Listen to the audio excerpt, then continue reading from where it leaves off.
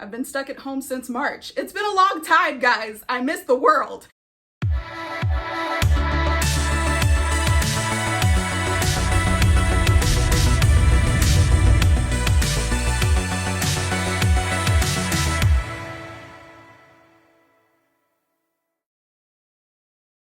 Good afternoon, everyone. Welcome to my channel where we talk about everything to do with home.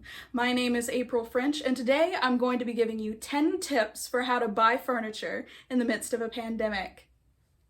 I know that right now most of us are at home, and so now more than ever it's become important that we prioritize safety above things that we used to do ordinarily. So we're staying home more than ever and discovering that our homes aren't the warm, inviting, and welcoming spaces that we always dreamed that they would be. But I'm here to tell you that you too can have a Pinterest-worthy home on a budget. Without further ado, let's begin. Number 1, establish your style. All you need are 3 inspiration photos. My recommendation is to go to sites like Pinterest and Houzz, or even Google, and find 3 photos, or your top 3 photos if you have multiple, that represent your overall style or the overall style that you are trying to emulate in your space. If you like dark inky blues, blacks, plums, maybe go for a more moodier styled home. If you like terracotta, beige, silver, white, any of those colors, go for something a bit more airy. If you know you like the furniture that you've seen at Z Gallery or anything that's mirrored, go for homes that are glam. Use keywords, or check out other YouTubers and other designers who actually do those kinds of styles for a living. You can do a simple search on Google or even a simple search on YouTube. Type in those keywords and find your inspiration photos. And once you find them, don't deviate from them, no matter what deals you find. Number 2, measure your space. I cannot tell you how important this is going to be. It does not make any sense for you to establish a style and then go out and start purchasing furniture if you do not know that it will first fit in your space. You're going to end up making a lot of mistakes in terms of your purchasing if you don't measure first. You need to know what types of furniture suit the scale of your home. Whether you have high ceilings or low, you're going to need a piece or several pieces that fit within the confines of that space. For example, if you have high ceilings, you would not choose low profile furniture. That's not what you would do. You would choose something a little higher, or if that's the look that you're going for, you need to vary the heights of the furniture pieces that are within your space. So you can't go low profile sofa, low profile everything, because it'll end up making your space look cavernous and empty, as opposed to meandering, lively, energetic, fun, or even extremely relaxing. Make sure that you measure your space. You need to know the height. Even things as small and nitpicky as the height between the bottom of your door and your floor. That's going to determine the rug pile height that you need. It's going to be really important. I cannot stress this enough. Measure your space. Please, please, please measure your space.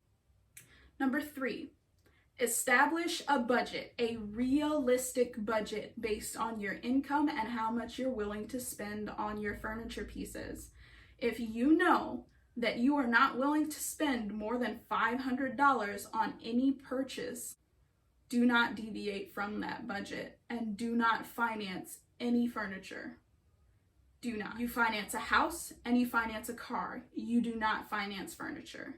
And the reason why is because interest and credit are working against you. You're going to end up finding that in the time that it took you to pay off a piece of furniture, you could have just bought the exact same thing for significantly cheaper without going through the hassle of paying thousands upon thousands of dollars in interest depending on where you're shopping. Don't finance your furniture, establish your budget, and don't deviate from it. If you need tips on how to save up for your furniture, I can teach you how to do that in a different video. Just let me know in the comments down below. Number 4, make a list of what your priority items are going to be when you start shopping. Establish what you actually need and then choose those necessities first. Number 5, once you establish what you actually need, those big ticket items out of that list are the first things that you're going to shop for. Because they're bigger ticket items, things like your sofa or sometimes your coffee table or case furniture like a buffet or a dresser, those things are going to cost a little more. And if it's something that you actually need, you need to make sure that you allotted enough money for that one specific piece. The safest bet in terms of dressers is to stay around that $300 range, but if you find something used, which I'm going to talk about a little later, if you find something used, that number can actually decrease and it'll save you time and money. But once you establish your necessities and take care of those big ticket items first, you end up having enough money left over in order to go forward and buy whatever decorative pieces that you want to buy. And they're not going to be that expensive because of what I'm about to tell you and show you. Oh, examples of your big ticket items: sofa, mattress, bed, dresser, curio cabinet or buffet, dining table. Those are bigger ticket items. If you know you need a mattress and a bed frame, look for that first. Don't worry about anything else in the house. Don't rush yourself. If you need something to sleep on or if you need a sofa, establish that first. When you're looking for those big ticket items, look on used websites first. And the reason why I'm saying look on used websites first is because you have the potential of saving hundreds of dollars just by purchasing something that could be high quality, almost always is high quality depending, from Craigslist, Letgo, Facebook Marketplace, OfferUp. It's going to save you a lot of money in the long run if you go to a used website first. I know it sounds crazy, but I even recommend buying a sofa used. The reason why is because I have found many a time people selling furniture from places like Pottery Barn, West Elm, CB2, Our House even. I actually saw something from Our House on Letgo yesterday. They sell these things off for significantly less than what they're actually worth. There was a woman who was selling a Restoration Hardware Foot Locker trunk table, and she was selling it and a companion side table for, I believe, $900. And when you think about that set easily would be $2,000 per piece for Restoration Hardware. And she was selling it for significantly less. You can find amazing deals on high quality furniture if you checked used websites first. Number 7, if you find something on one of these used furniture websites, don't be afraid to ask the seller if they can deliver it or if they can provide you a contactless pickup experience. The reason why is because you have to be safe and so do they.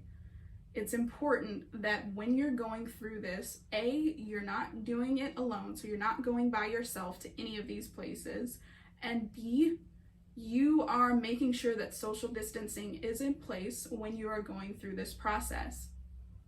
It's going to save you time, it's going to save you money, it's going to save you energy, and it's going to save your health if you ask ahead before buying.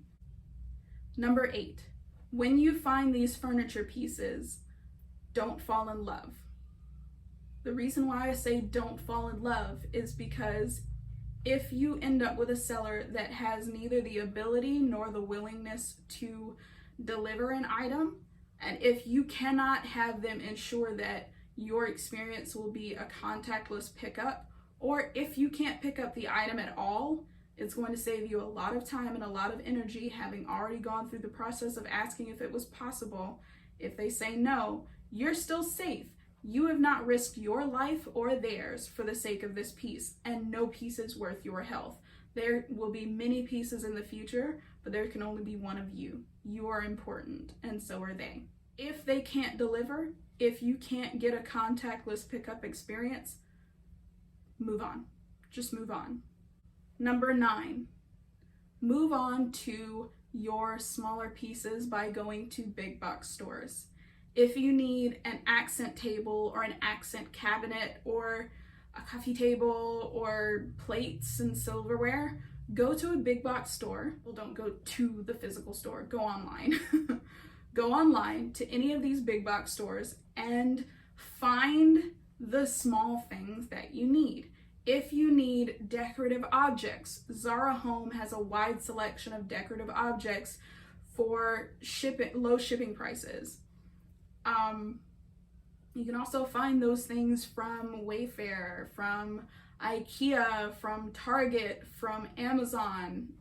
And Amazon is actually moving up in the world. They're trying to compete with Etsy in terms of homemade stuff. I still recommend Etsy over this because you have actual artists creating the items. But yes, Etsy is another one of those. When you find these smaller bits, go to your bigger box stores. Go to an Etsy, go to an IKEA, go to an Amazon. Check out these online resources that you have that are big box stores. Get those smaller pieces, and if they are cheaper or if they are lesser in quality, it's okay. You can blend the high end with the low end and end up having something that looks beautiful. Top tip for some of these places, specifically places like Overstock and Wayfair, vast majority of the time, the more that you spend, the better the quality of the piece. And the reason why I say that is because every single furniture store, regardless of what it is, has a low tier, a mid tier, and a high tier. The exception to this rule is probably Amazon. And the reason why is because Amazon is a multi-vendor marketplace, and they have items that, even if they're furniture, are shipped from China or manufactured in China. And oftentimes, unfortunately, these pieces are not the best quality. That's okay. The reason why that's okay is because sometimes you'll find a gem here and there, and I can provide a list of this in another video. You'll find a gem here and there that will cost significantly less than what you would pay elsewhere. For example, I wanted an all wood console table. I didn't want to spend a lot of money. I knew that my particular taste leaned towards Studio McGee, Magnolia, or Serena and Lily. That's my taste. Do I have the money to spend on that right now? No, I don't. And so I went on Amazon, and I ended up finding an all birchwood unfinished console table that I can stain to whatever finish I would like. And I'm going to stain it a washed oak, distress it, and turn it into the vintage console table that I always wanted for $113. It's okay. It's perfectly fine to find cheaper, decent quality pieces and mix them with higher end pieces. I highly recommend it. You end up getting a space that feels more gathered over time as opposed to all at once, boring, bland. Do what you gotta do. Don't be afraid to shop around. Number 10, be patient. Be patient with yourself and be patient with this process. This is going to take time. Designing a Pinterest-worthy home or your ideal space is a marathon. It's not a sprint. It's going to be extremely difficult to decorate your home all at once if you're on a budget and your budget is tight. And if you have champagne taste and champagne money, good for you. I'm so happy for you. It's great that you can do it all at once. I would still recommend following this set of guidelines, specifically because if you can find a way to save, even if you have money, take that means to save. You could take that money and do so much more with it, like give to your favorite charity, donate, or subscribe to a patron on Patreon that is someone that you really respect. You can use that money elsewhere. You can set up that money in an IRA or in a as a life savings. You can do whatever you want with that leftover money. there's always going to be furniture pieces for not a lot of money. And if you can save, save. Just do it. Take your time with this. If it takes you a little bit of money at a time to find those ideal pieces, it's better for you to have a few pieces that are extremely high quality than to have a bunch of pieces that are cheap. You're going to end up establishing the style that you always wanted early by getting a little at a time rather than doing it all at once. The moral of the story is, take your time. If there's only one thing that you take away from this video, it would be to take your time. Take your time and you will have that Pinterest-worthy home that you've always dreamed of. Thank you for joining me today. My name is April French, and even though our time today together was short, I hope that I was of service. Make sure to like, comment, and subscribe for the YouTube algorithm, and click that bell for more notifications on posts and uploads. Thank you guys for stopping by. Bye.